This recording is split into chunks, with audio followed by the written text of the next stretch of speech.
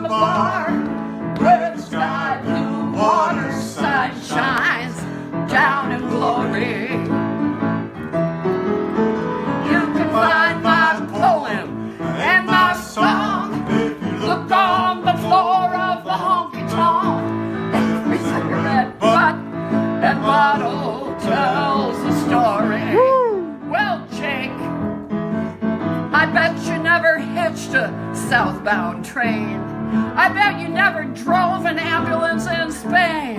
You never dug for coal or cut the cane. Well, neither have I. But the fact remains, at least I ain't afraid of Jerry Lee Lewis. No, I ain't.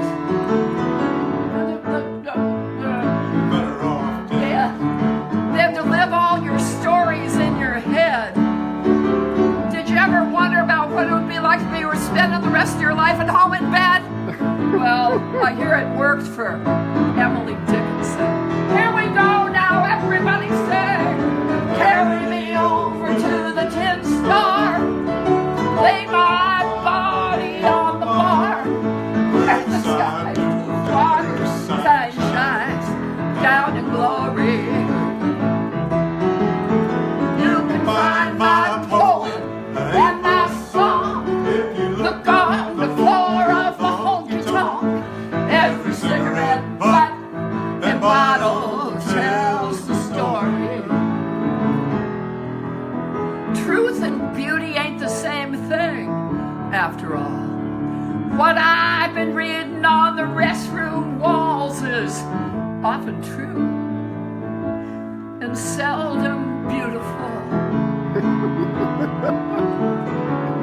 Politicians repeat themselves every day. It isn't just songwriters that run out of things to say. So I guess you gotta start thinking of the politician as just another suffering bastard. Here we go. Carry me over to the Tin Star, lay my body on the bar, where the sky blue water sun shines down in glory. You can find my poem and my song. Look on the floor of the honky-tonk. Every cigarette butt and bottle tells the story. All right, now, folks, let's have a good time. Oh, hey, you're telling me that you didn't perform that for 10 years? He hasn't played that for at least 10 years, and we knocked it down 4 keys, which so there's a little bit of wandering in there. Folks, welcome to the welcome to the Jake Feinberg Show. What a treat! We are here today with a beautiful couple. They stand for love, and they've come up in actually different traditions, but they have remained a solid unit for many, many years. Craig Doerge, Judy Henske, welcome to the Jake Feinberg Show. We may have come up in different traditions, but in a way, we didn't. Well, I do want to talk to Judy. I want you to just talk to the audience worldwide about the folk aesthetic and how you became comfortable just basically picking up instruments and finding your voice.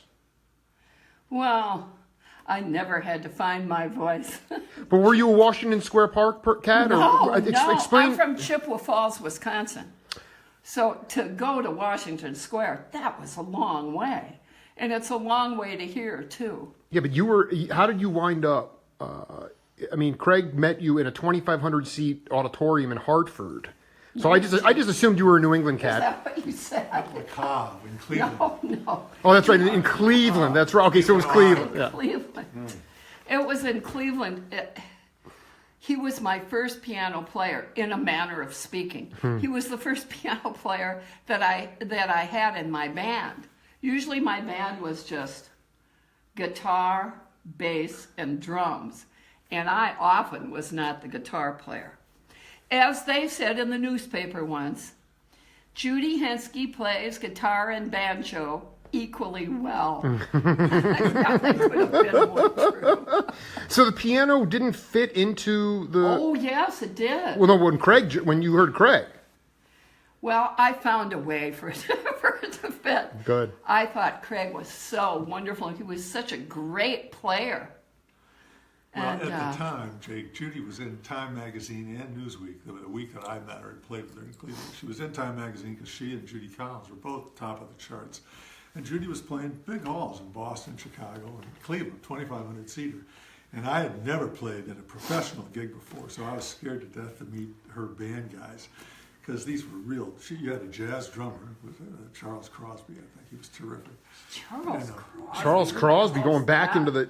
Oh, it was a mongrel band, and I was one of the mongrels. Johnny Sider was my drummer. Judy, the audience wants to see you. They want to see you. Well, then, Judy, let me ask you a question. What? What were the tunes, just for the audience? Because I mean, this is predating me. What were the tunes that the major hits you had early on that put you on the same tier as Judy Collins? well, What were the names of the tunes, just so people can look them up? Okay, I did a song called "Love Henry." That was a single. Maybe if you're good, I'll send you one later on when you go back to AZ. It's pretty cool. Love Henry? Yeah. That was on regional radio, or I mean? Yeah, it was on. It became almost a hit, but then of course it fell from sight because it was so strongly folk, but it was really good. And High Flying Bird, because I had an album called High Flying Bird that became a really big album. High Flying Bird. Billy Ed Wheeler. Those of you who are folk people will know that name. Billy Ed is also blind. He sent me a CD of his work, except his work wasn't in it. It was somebody else's. And I had to say, hey, Billy, it was somebody else's CD, but it was your cover. How old were you when you... 1,000. When you got on when you 58. when you hit 65. when you got it on the touring circuit. 80. How old was I when I was touring? Well, when you were at this club in Cleveland. Oh, you mean the first time? Yeah. 23. They sent her out on a bus. You know, she used to be her own manager. She would go on Herbie would send her by on the road myself is to how Tulsa, I went out. Cleveland, around town, and she would settle up after the gig and put Trailways bus. money in her sock and get on I a bus. put money in my shoe, and you know what the best place for money is? If you're staying in a funky hotel where people are breaking in all the time, put your money in the hem of the curtain. They never find it. Dude, I'm getting hip to so much stuff.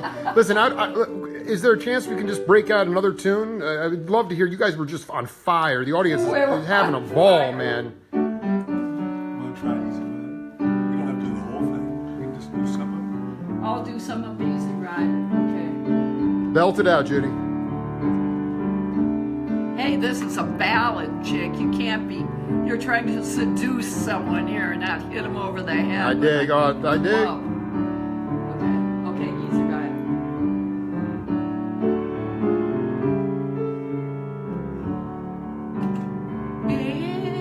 Easy Rider,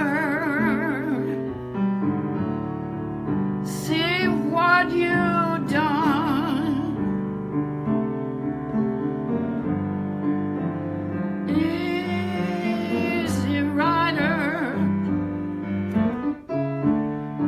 see what you done. You made me love you.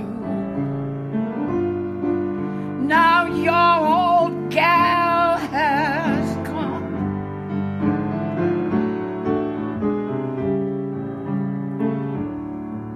I wish I was a headlight shining on the eastbound train.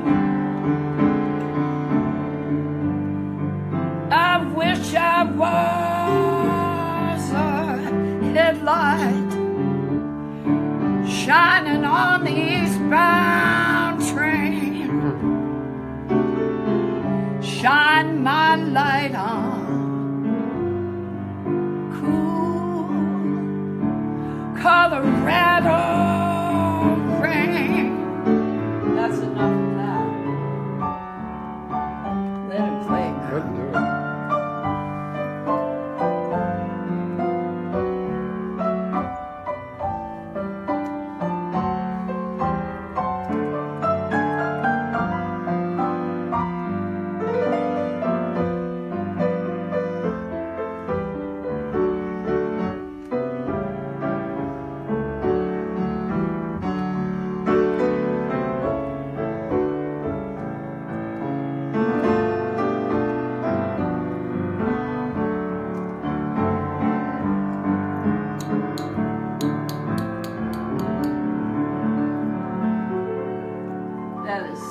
beautiful, Craig.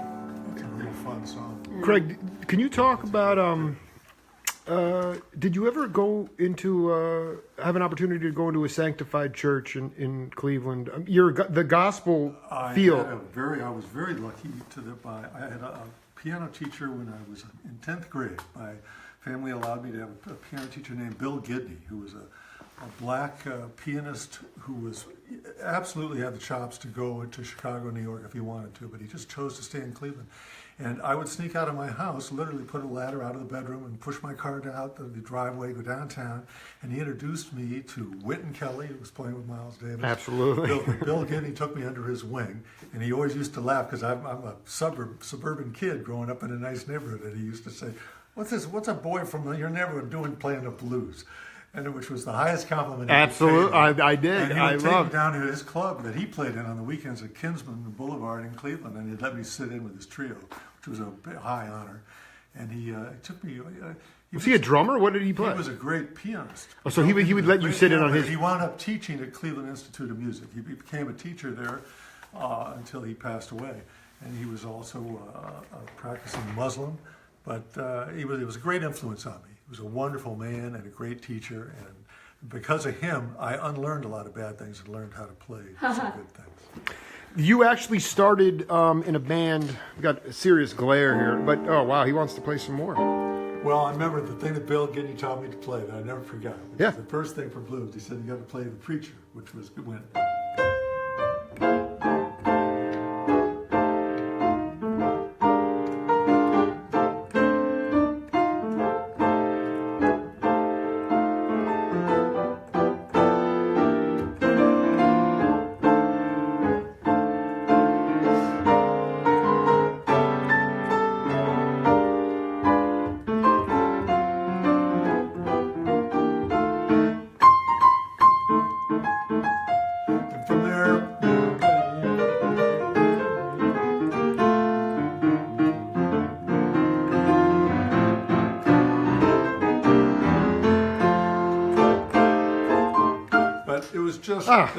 That is so just It was a cool tune, and I always loved the preacher. It was just easy to play, but he said that's the secret or the heart of teaching someone blues is a simple tune like that. And it worked for me. Craig Doerge has created songs for everybody from Crosby, Stills, and Nash to Jackson Brown, and the list goes on and on. But you actually you had an opportunity to open for Dionne Warwick. My band in college. What was your? Because you were doing the college circuit. R&B band in college. What was the name of it, by the way? Duchess and the Fabulous Flames, because we couldn't call it the Famous Flames because James Brown already had that. But it was myself, and there were two black kids from New Britain, a drummer, William Hooker, who is still online. People can look up William Hooker. I interviewed Hooker. He does avant-garde jazz. He's a drummer monster. from my college band. No. William Hooker, you better be tuning in. He'll be tuning into this. You know, he actually has a touch base on Facebook, and I would love to talk with Billy again. I'll do it. What a great player, man, and a free player. Great guy, and we had a lead singer named Duchess, and then we had a couple of kids from New Britain who played sax and trumpet, and we were an R&B band. We wore little shiny suits that I had a Wurlitzer on blocks, and we did the impressions, and we did all this stuff. And because our R&B band was successful, I got us on the college circuit, so we were making $50 a piece a night. That is so which great. in '67 was big money. That's a lot of money. It was big money, but we were asked to be the band for Dionne Warwick, and she, of course, came through town with her guitar player. In those days, all the big acts traveled with a music director, meaning they had one guy in the band. And it was whether it was the ad-libs, they were on the bill that night. Remember the boy from New York City, Diddy? What a cool And then song. Dionne Warwick, and they sent their charts, and it just scared the hell out of Billy and I, because we were going, what are we going to do with these songs? Because it was all that background stuff. Anyone who had a heart, and by the time They were hard. San Jose, and stuff that was much different from the R&B we were doing. But we did have. When you heard, this is phenomenal. I mean, And Dionne was wild. I remember that show ended, and I went to a club with her, and I don't know if she was with somebody out here, but she was with me that night. Not all the way, but boy, we was not all. But it's fine. You guys, it's okay. Said carefully. You should see what she looked like in an Argyle sweater when she was 28. Yeah, I want Craig. I know that your folks, sort of what they knew was, well, let's get a degree and go into business or get a job. Yeah. But beyond that, putting that aside, I've been asking the cats this question a lot. What were your intentions in getting into music? You just had to do it. You didn't You come had a out calling. with the intention that you were going to make it. I didn't make it for the first 2-3 years. In Laurel Canyon, I was doing odd jobs, selling pianos during the day, driving beer trucks. I had one job where they took me to private small airports and flew me to other small airports to sell ads in the little airports. That's still going on. Craziest job. That's insane. But in the meantime, you're building, I ran across a group in Laurel Canyon called the Garveys. They had me play piano with their folk songs, and they took me to Nashville, and Bob Johnson, that was my first recording session, was with Bob Johnson, producer of Bob Johnson. In Nashville. In Nashville. Kenny Buttry on drums, Charlie McCoy, and a new guitar player in town named Charlie Daniels. He had a little checkered shirt and glasses, no hat, no beard. He was playing guitar, because he was a bass player, too. He was just out of college. Unbelievable. And that was the man for the Garveys. And literally, Jake, that's what starts it. Then I came back to L.A., so now you felt like, maybe there is a place for me. But I don't think you set goals for yourself except don't give up. I have piles of letters, where people in my family were saying, hey, enough of this running around L.A., enough of being in Hollywood. You're not... But I understand that, because if you grow up in Cleveland, Ohio, and your parents are in a square world, Hollywood is pretty scary. A life of rock and roll is not what they would want for their kids. But once you can show them that you can do it okay, once the session work started to happen for real, and I was making really very good money as a session player, that kind of changed the temperature. Well, I was going to say, I'd like you to talk about the feeling that you had when your parents got a motorcade or a motorcycle escort from Cuyahoga Blossom Music Center. Was it the idea that you just turned the corner and it was... It was priceless. I had sent a limo for my parents to come to Blossom Center to see Crosby, Stills, and Nash. And so they came out, and the show was played. And after the show, my parents got in a limo, and the police escorted them, thinking they were Crosby, Stills, and Nash, who always took Chevrolets from the airport because they didn't want the kids knowing where they were. And it was just priceless. My mother said we got about half an hour from the gig, and I put down the window, and this cop looked in the window, and he sees my mother, a little gray-haired lady, and he just smiled. My mother smiled back. But my father said, the next day, he said, Craig, we got a police escort home. I dig that. I really didn't tell him. I don't think that wasn't in the cards. I made it sound like, well, of course you did, Dad. But he was impressed with that. Judy, it's such an honor to connect with you. Please look at the worldwide audience. They love you. Hey, worldwide audience. Yeah, I mean, can you just talk about, like, you talked before off air, you were personal friends with Stan Getz, Mulligan. These are guys that are known as jazzers, okay? Yeah. You come from the folk world. So Well, can you... look, I come from the sticks. I'm one of the Hicks. You're the Hick sticks. from Wisconsin. Okay. That's right. Okay, but but I guess my question was going to be, what is your concept of music? Are you from the Duke Ellington School? Is it all music? No. To me, music is... I thought, I am blind now. That's why I'm wearing these glasses. If I had to be something, I'd rather be blind than deaf, because of sounds making such a difference to me. To me, that's the world. Sound is the world. You go out, the birds are chirping, the dogs are barking, the helicopters are flying over. There's all this jabber all the time. And indoors, my husband has a wonderful speaking voice, in case you never heard. No, he's showing it off. Speak a few times. No. Hello. What is this for? Hello. It's to show what a wonderful Judy, voice you have. what was the natural sounds that you heard growing up in the woods in Wisconsin? Oh, what do you think? I don't know. Clyde Stubblefield was listening to the trains going through the town. Yeah. What's that? A great horned owl. I knew that. I was in a thing that was called the art camp. It was like where they take artists and they say, you're going to live here for 1 month, and you're going to not only learn something, you're going to produce all this stuff, and you'll leave something and it'll be free, and it's in the woods. And I have to tell you about this because it's so great. It's in the woods. So I had this big room, and it was looking out at, it was, what is the name of the place where I went? The Jurassic.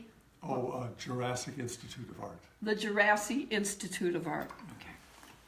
So I had this big room. They put me into this room because a girl from a very, very far country had lost her nerve and didn't come.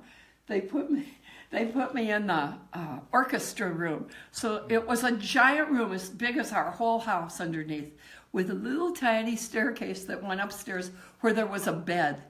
And that's where I slept. Wow. I was so scared. When Craig let me off, I was just jittery like this, and I had a brand new computer. So one day I went out there was an overlook, and it went all the way down to the ocean, tumbling down cliffs all the way to the ocean. And it was in Northern California. Where was it? Woodside. Woodside, yes. South of Woodside, California. And there was a great horned owl up in a stand of trees that was like to the south of me. And it started calling, and because I know how to do an owl call, having been raised in the North Woods, it started calling like this. So I started calling, and it would go, and I'd do it again. And finally, it stopped. I thought, well, where did it go? I found soon enough, it hit me as hard as it could with its knuckles. You know, that's how they kill things. It came down on your head? Yes, it hit my head as hard as it could, and I fell out of my chair. You want to know what? I'm the only artist that you will ever interview that was attacked by a great horned owl. Enough said. Well, and it's unfortunate because there was a call and response going on. There was I will tell you that one reason that this is cosmic is about 2 weeks ago I found a self-titled album, Craig Doerge, on, I guess it was Columbia, with all Judy, Henske, and Craig Doerge tunes. So I'm asking you, could you go deep into the bag? Is there a tune? I love the album. It's very mercurial. Sing me the ones you love. Well, it's a good. There were What's some your favorite? nice tunes on there. I was signed by Clive Davis, and then Clive Davis got in trouble for having parties with company money, and I think it was just jealousy from the other heads of other big record companies, and they kicked him out of CBS just as my album came out. And, you know, Craig Doerge, they just looked at it, they couldn't even say the name. Is that Doerge? Doerge. It is so, I couldn't, when I pulled this out of a bin, I was like, I cannot believe that I'd never seen it. So we actually wrote on the back of the album, it sounds like Fergie. I saw it, yeah, that's right. You have to actually say it. But at any rate, that album, the songs on it were good. They were signing singer-songwriters at the time. I had a very good management. My manager was Michael Tannen, who represented Simon and Garfunkel at the time. So I liked the songs, but I did, unfortunately, without a manager and going on the road right away, I kind of ran back, Jake, to the studio, because in the studio I knew I had work all day long. Get work. And I was afraid to go out there on the road by myself and just start singing. The tunes are angular, and I'm just wondering, is there one that you guys can sing? No, we can't, but he can sing, though. You can sing Easy on Me Easy, or you can sing Rosalie. Sing Easy. He knows Easy. I love Easy on Me Easy. It's so cool. Oh, yeah.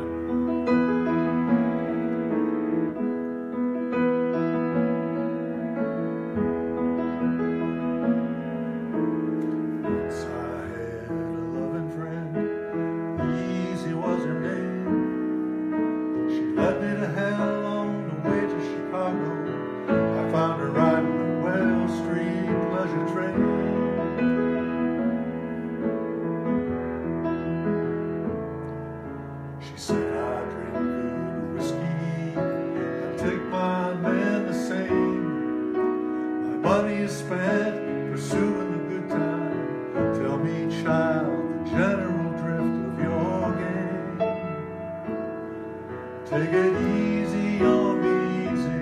I got no place to go. Take it easy on me, easy. I got no place to go. This old halo's paining me so.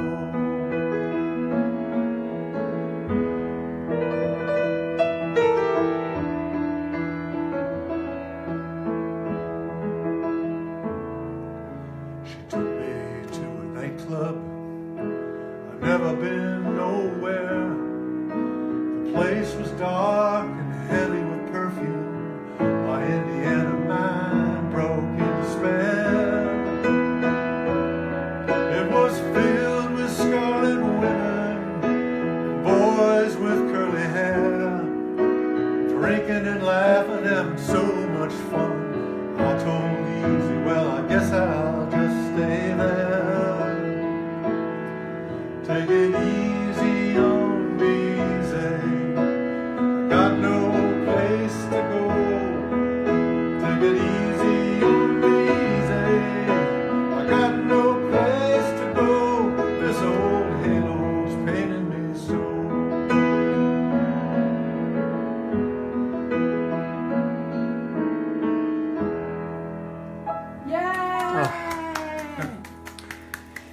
You know, Judy, I just wanted you to talk about your concept, So good. as seriously as you can, your concept of love. What do you mean as love, seriously as I can? well, What's that? I mean, you know, Is that a left-handed compliment or a left-handed insult? no, I'm talking about, you know, as we are currently in 2018, I wanted you to talk about love and longevity. Love. Oh, you mean like loving my husband? Yeah, I mean, you and Craig have been, I mean, and it's about, We don't long even time. like each other. 69. That's why we're still together. You start liking somebody, it's dangerous. You start loving someone, forget it. So we find that having a relationship where we don't like each other at all, it's very good and it's worked out. it works. That's right. It works. I absolutely only considerably love cats. And you, Craig? He favors chipmunks. I only love the piano Yeah, he's just and with writing the music. But I So we also each love have cats. our thing. You do love And cats, and dogs. so we come And together. dogs. And dogs. You know, and when you're around, I think that you're terrifically fun. And I've Thank always you. enjoyed being with you. I love it. I'm a good cook I've always too. enjoyed being with you. No, And I've the enjoyed truth being of it, with Jake, Craig. is the idea that you could spend this much time with somebody and never does a day go by when I'm not surprised at something Judy will say. You know, she was very smart in her college days and knows a That's lot why I of poetry flunked out. by heart. I mean, she remembers whole poems that I'm always surprised and enlightened by, and it's fun to hear. But she's also just an interesting person, and we share the idea that she can write words and does, and I write music and do. We are really lucky. I feel grateful every day I wake up. And everything else, you know, she might be a beatnik about cleaning the house. Hey! The house is always at 6s and 7s, Hey! as they say in Hey! Downton Abbey. Hey, But yeah, he'd rather be in Downton You know, Abbey with all well- those servants is where he'd rather be. Well, it's a beautiful house. We love our house. we do love our house, and we have great memories. And we've written everything in here. I mean, Judy writes the way we write is she writes the lyrics first and gives them to me. I was just reading a new book about Hammerstein and Rogers. Right. Would that we had their success, but you know, that's not why we do it. But that's how we write. She writes the words, I write the music. And it hardly ever is the other way around. Not that it can't. Except for Yellow Beach Umbrella. Yellow Beach Umbrella was the other way around. But Yeah. otherwise, she gives me the words. You know, it's might as well have a good time. And Crosby, Stills, Don't and you Nash want did to it. do Knee Might as Deep well have in a good Blue, time. Craig? We should do might as well have a good time because that was done Oh, twice this is by our CSM. biggest. This is our biggest. Well, then let's do it. song. And let me tell you about it. Might as well have Yeah, a go good ahead. time. I've got all these letters from people who said this really meant something to me. This lyric meant so much to me, and people have put it in their books. Even here, the most odd book that it's in is. Wait, I can't wait. But it touched people's Oh, I hearts. know what. Wait a minute. Yeah, touch people. But it's Bivalves of the Intertidal Pacific. Dig. Let's do it. Is that right? Windows on the water, Yeah, this is it.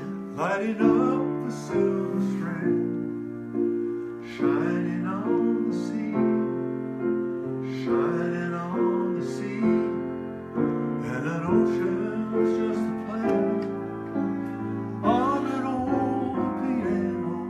Oh, repeats one one melody.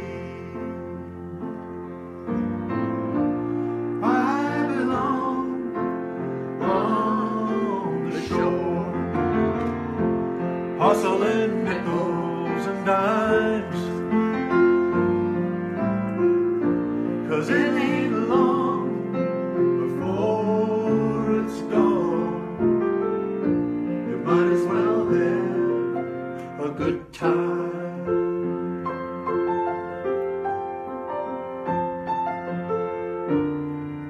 Oh, the elbows of his jacket are blue and shiny.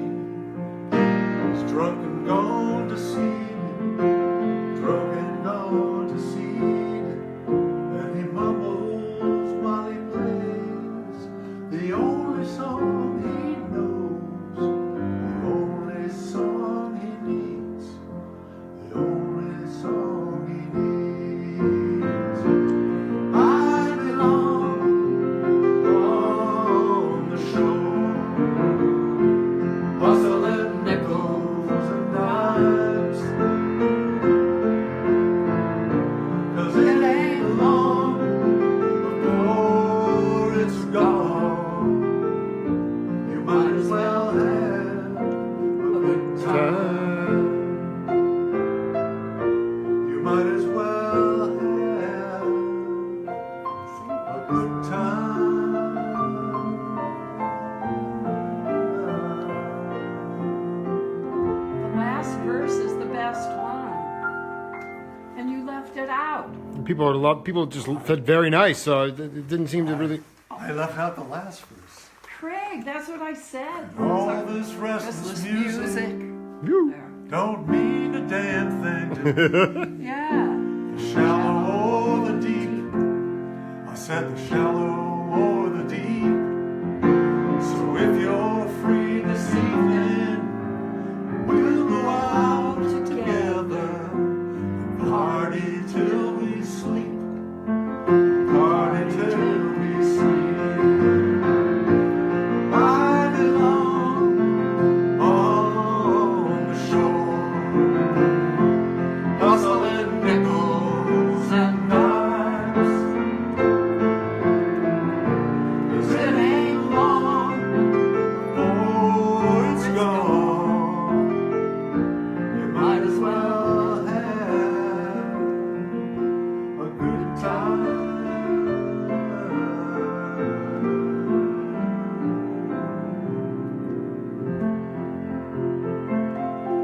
Beautiful, Craig. I'm tearing up myself.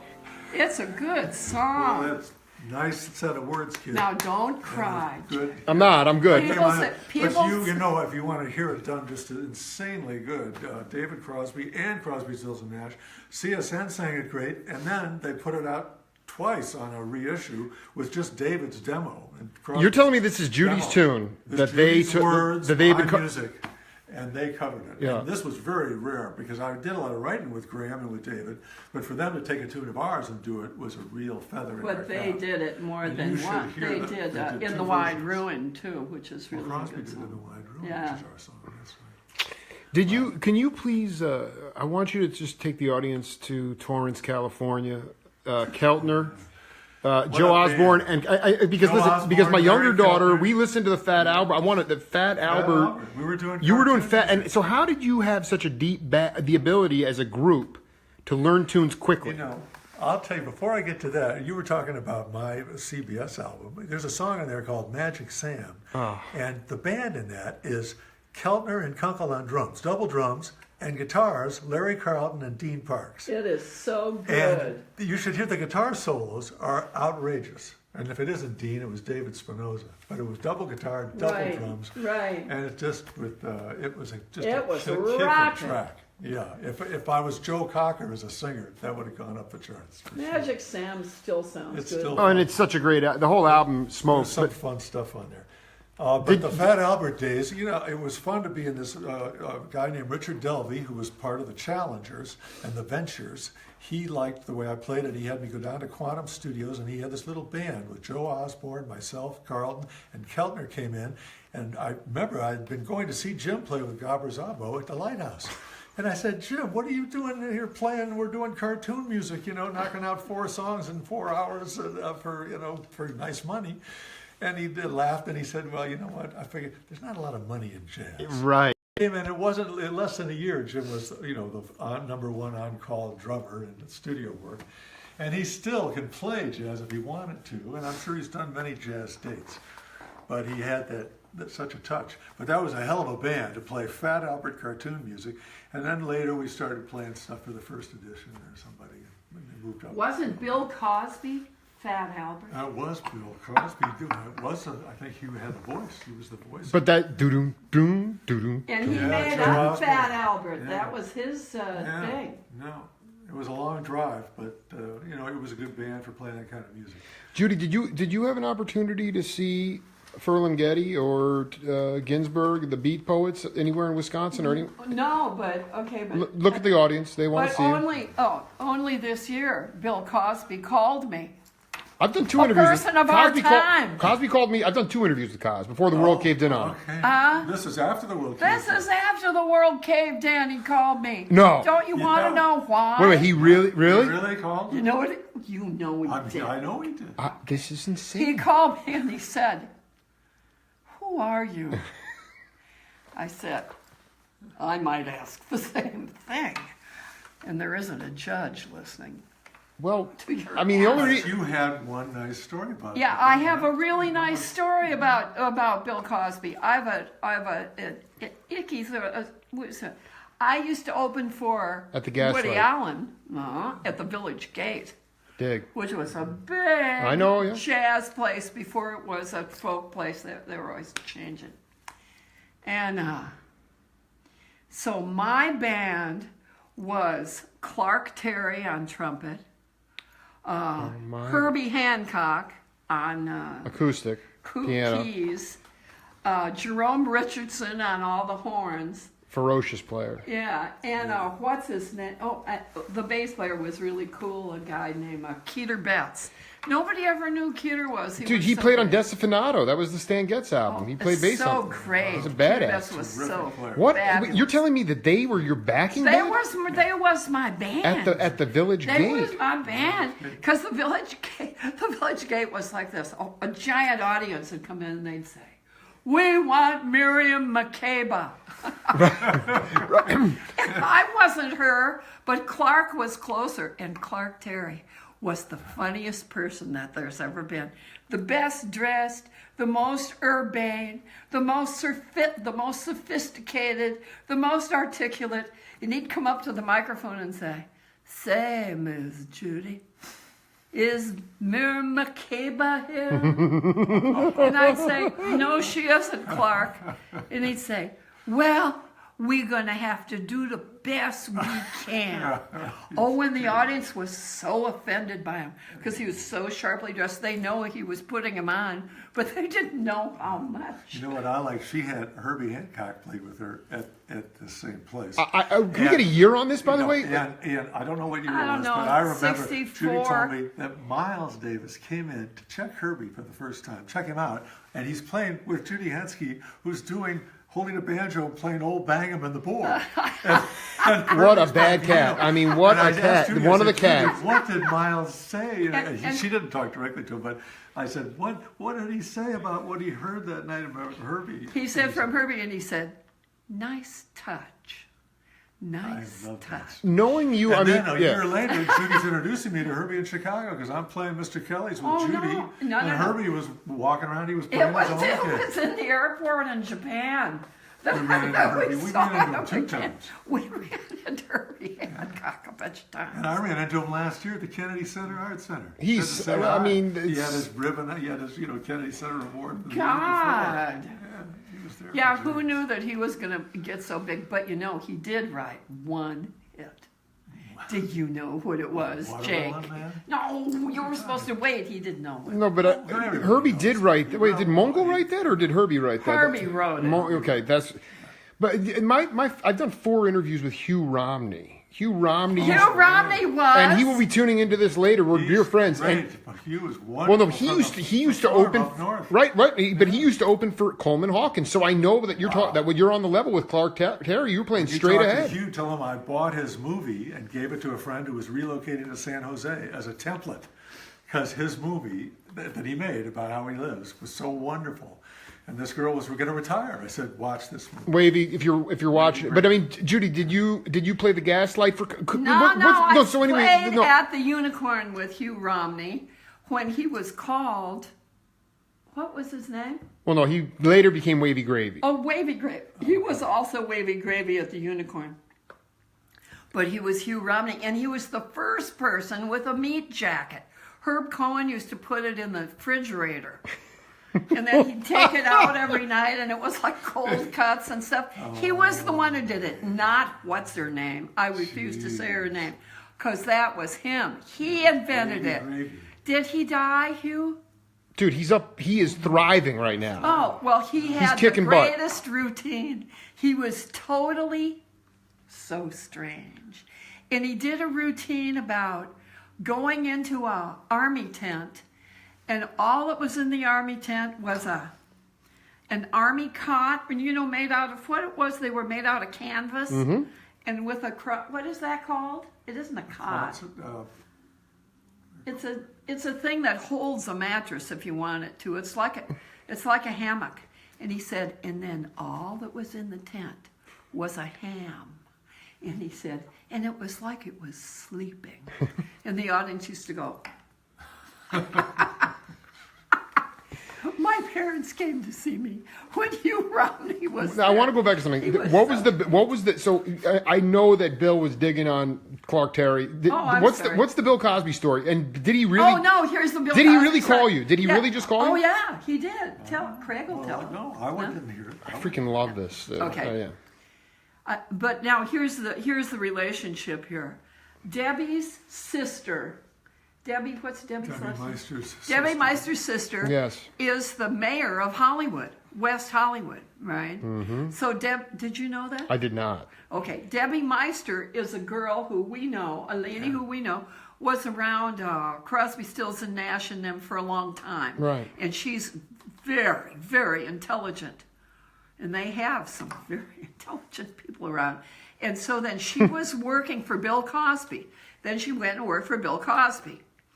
And so I guess she was talking about me one day. The phone rang and he said, Judy, this is Bill Cosby. I said, it did sound like Bill. And right. I was around the Village all while he was around. And I was around the Village when Bill Cosby came into the Village Gate, where Woody Allen, always terrified of audiences, was doing his stand-up routine, and Bill Cosby got a folding chair and sat this far from him. Well, he did like 2 feet from him, like this. Well, he was doing his routine to a full house in Greenwich. Well, no, because Ramblin' Jack Elliott was performing in Philadelphia at a bar when Cosby was bartending, and then eventually got him his first gig opening for him at the Gaslight. This wasn't the Gaslight. It was the Village Gate, and it was packed. It held like 1,000 people when it was packed. Well, I'm still blown away that Peter Betts and I'm sorry, who was on drums? Oh, Ed Shaughnessy. Yeah. The Tonight Show, dude. Yeah. No, I'm sorry. The late Johnny Carson show. Standoffish. Ed Shaughnessy. Oh, I'm sorry. He was a badass. He was a good drummer. I thought he was a good drummer. He might have been a good drummer, but he never talked to anybody. And Jerome Richardson always came in with some questionable jokes because he's a horn player. It's a ferocious. What a beautiful backing band. Yeah. Can you imagine that? Okay. No. What? Oh, you can't. Okay. Not in today's. Well, then never. We're on a formula trip today in music, and genres have stifled music, in my opinion. But Judy, I want you to talk to the audience about on the bandstand. Okay, so here's the most important qualities of leadership. Wait a minute, I thought I was telling you this thing. Go. Let me tell you this thing first. Woody is doing his routine. He's always terrified. When he was at Mr. Kelly's, he did one whole show in the fetal position underneath a piano, a grand piano, of course, But that'll just show you how terrified Because he was racked with anxiety, or that was his Because dad? he what? Because he was racked with anxiety, or because that was his dad? Because he was racked with anxiety. Wow. He was an anxious person, Woody. And so he's doing his routine. Bill Cosby comes in and drags a folding chair up to within this far from Woody. And he sits like this, just staring at him during the whole thing. That's a bad story about him. Now I'm going to tell you a good story about Bill Cosby. Absolutely. In our building, there were two managers, Herb Cohen and Cosby's manager. I can't remember who that was. Maybe it was Jack, what's his name, who was Woody Allen's manager. I can't remember. Anyway, it was his manager too. So I was standing out in front of the building trying to hail a cab to go downtown. And out comes Cosby and he said, "What are you doing?" And I said, I'm going to get a cab. I have to go back to the village. He said, "You can't afford a cab to go back to the village." I said, "Well, maybe I can't, but that's what I'm going to do." He said, "Why aren't you taking the subway?" And I said, "Because I don't know how," in a shamed way. He said, "Come on down into the subway with me, and I'll..." Thank you, hon. Would you like some water? I'm feeling great right now. Okay. No, I'm having a ball. Okay. This is unbelievable. You're telling me that he was invited. He said, "Come to the subway with Yes, me." come. He was just this guy. I mean, he was sort of famous in the village. Right. So I went down into the subway with him, and he took 45 minutes of his time telling me how to take the subway. That's what he did. Yeah. A kindness. Yeah. He remembered that. When he called me up, he said, "I can't remember who you are. Debbie keeps talking about you." Well, the reason he called you is because you told Debbie that story. Yeah, I told Debbie the story You told Debbie about him being so nice to you on the Up and Up a long time ago. And so he said, "Who are you?" And then Yeah. you Debbie gave him Yeah. Judy's number, and Well- he calls because he feels so assaulted, and properly so in all likelihood. But it was kind of cool. Well, it was He amazing to do two separate interviews with him about his involvement in music on the East Coast and the West Coast. He was obsessed with Elvin Jones. He wanted to be a jazz drummer. He didn't have he couldn't. Bill? Elvin? Bill would bring Camille into the where Coltrane was playing, Camille. and Elvin would walk up to them sweating profusely and just drape himself around Camille. Bill was so helpful to the jazz scene in L.A. When he ran that festival, he was always putting that together. Well, even before the Cosby Show, when he was a gym teacher, he would bring on Groove Holmes and Jimmy Smith. And I am not condoning the behavior. Just I used to wear it as a badge of honor to have 2 hours of hang with Cos, and it's unfortunate now where we see him now. But it's beautiful. Oh, he had his But good points he's too. got You good know, it's taste the in thing. Elvin Jones. I'm told that he had the greatest dexterity. That he could do things other people can't do. Elvin. Well, Played. but he totally reinvented the kit. and he created. Craig, I wanted to ask you about how you believe new musical vocabulary can grow. Do you believe it can grow on the bandstand, or can it grow in academia? Well, Answer that yeah, right that's- now. Gee, that sounds like a written question, Jake. Answer it. Sounds It's like just an something. It's just essay something I've been question. asking everybody. Sounds like an essay question It does to sound me. like an essay Go ahead. question. Well, I can hardly wait to What hear I it. notice as an outsider to the education scene is I notice there is a greater proliferation of kids coming up from serious jazz colleges and Berklee School of Music and School of people. The kids are being more learned at a younger age and developing great technical abilities.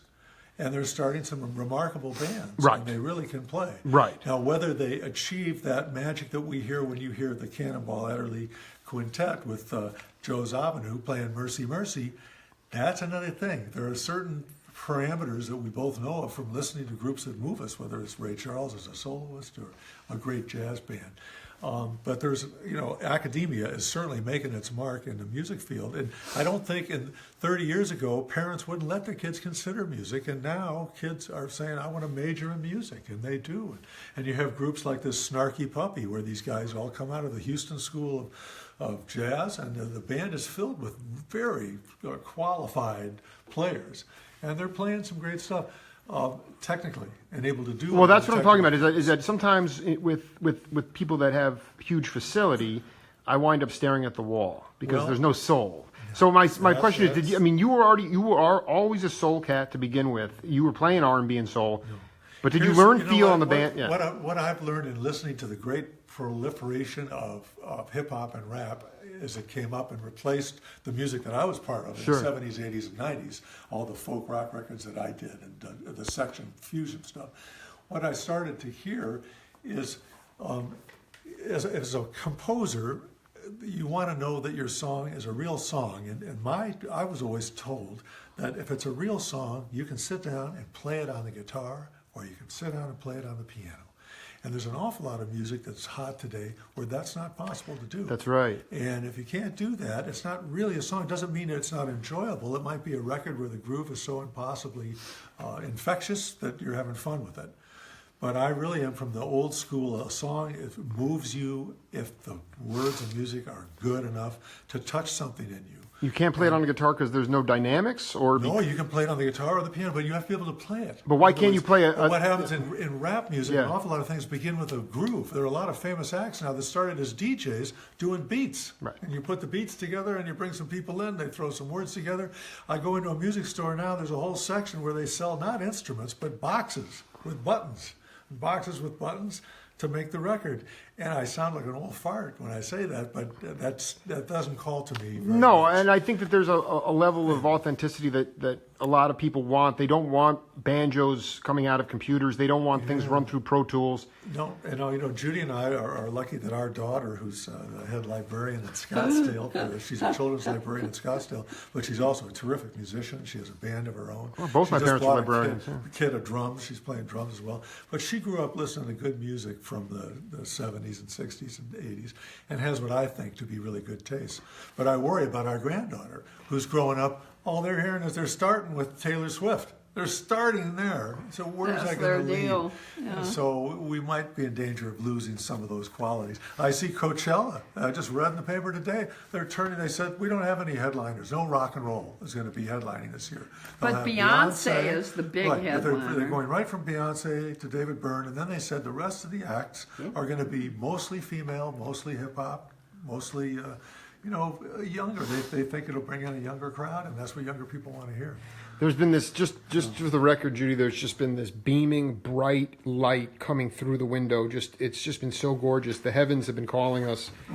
And it's almost brought about this totally spiritual thing. But, Judy, I wanted to ask you. I was waiting for the spirit. Ah, there it is. You can feel the spirit. But, Yeah. Judy, the question is, what do you think the most effective qualities of leadership are on the bandstand? Well, here's what I think. The persons whom I have seen leading bands were number one. Okay, I'm going to talk about Clark Terry. Do it. Because that was Rest the in band peace, that man. I had. Just a bad man. Here's what he had. He had intelligence. He was a great instrumentalist. I'm sorry. Listen to him play on the trumpet. Deep Purple, when the deep purple falls. Come on, it's so hard. And Stardust, oh my God, on the trumpet. He was the greatest. He was number one, the best dressed. He looked like he had come to be somebody. So he was somebody right away. He wasn't in rags, limping along, having a half-eaten cigar in his mouth. He was there.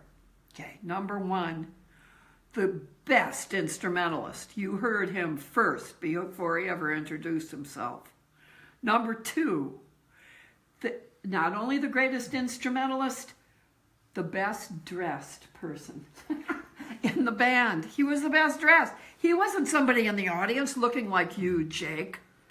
No feet. I mean, no shoes. And my flip no flop just old broke apart things, too. An old T-shirt, a funky old pants. I've been on the road for 10 days. Yeah, I know. Well, you can't look like that if you're going to be a band leader. You can, but it isn't a good idea.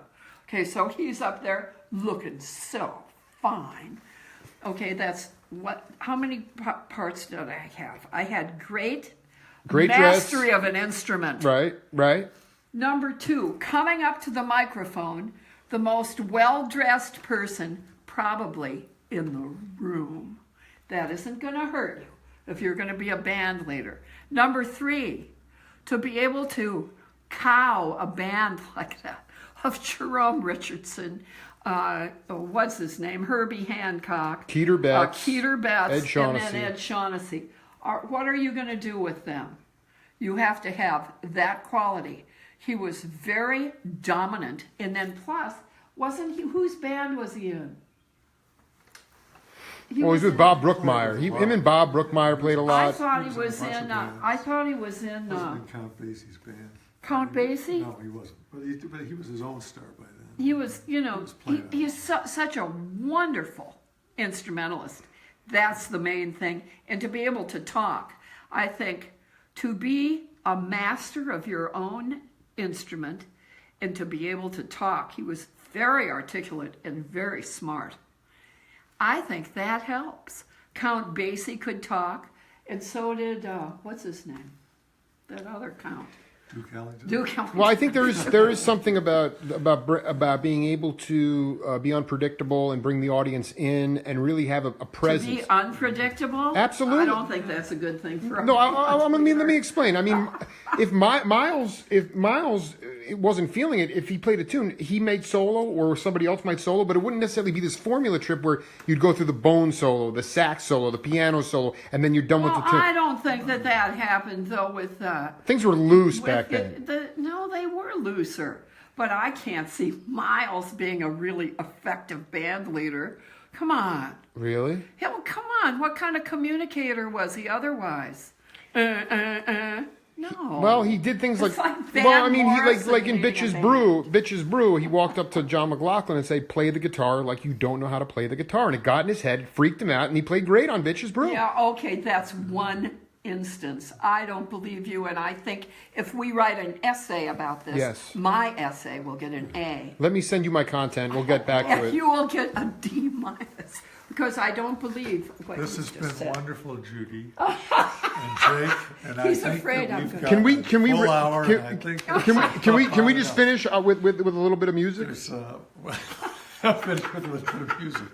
What, you don't What want me kind? to Craig sing Doerge, more? Judy Henske, thank you so much. Finish strong. Audience had a ball. So whatever. Audience had a ball. Yeah. Good.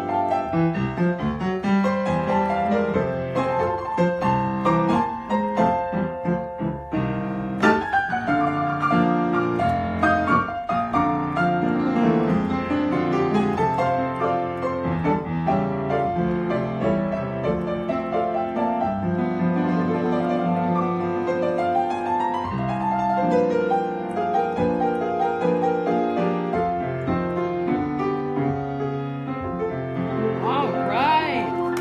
Yay! Wynton Kelly would be proud. Judy Henske, Yay! Craig Doerge, thank you for being part of the program. Thank you, Jake. We'll see you all in a little bit.